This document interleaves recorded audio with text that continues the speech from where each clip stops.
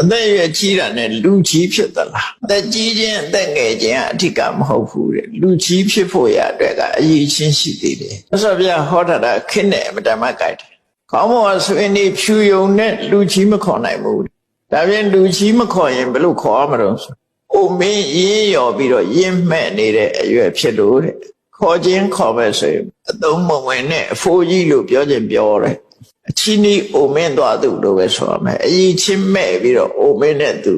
ဒါဖြင့်လူကြီးဆိုတာဘယ်လိုပုဂ္ဂိုလ်မျိုးမှလူကြီးခေါ်ရမလဲလူကြီးဖြစ်ဖို့ရည်ရှိနေရပါတော့သစ္စာဆိုတဲ့မနာဝဒပြောရတဲ့ခရီးသစ္စာ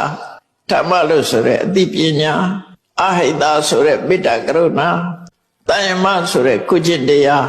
ဓမ္မလို့ခေါ်တဲ့ထိန်ချုပ်မှုဓမ္မကဒီနေရာမှာဓာတွေနဲ့မနဲ့ဓမ္မဆုံးမခြင်းဆိုတာကိုယ်ကိုဆုံးမထိန်ချုပ်ထားနိုင်တာဝေဝန္တမလောတိရော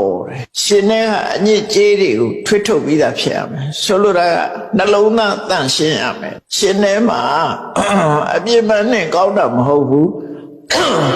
ရှင်ထဲမှာထီအောင်ဖြူစင်တယ်လို့ဆိုတယ်အတွင်းစိတ်ကပါဖြူစင်တယ်လို့ပြောတယ်အဲ့ဒီလိုအရေးချင်းရှိတဲ့ပုဂ္ဂိုလ်မှာ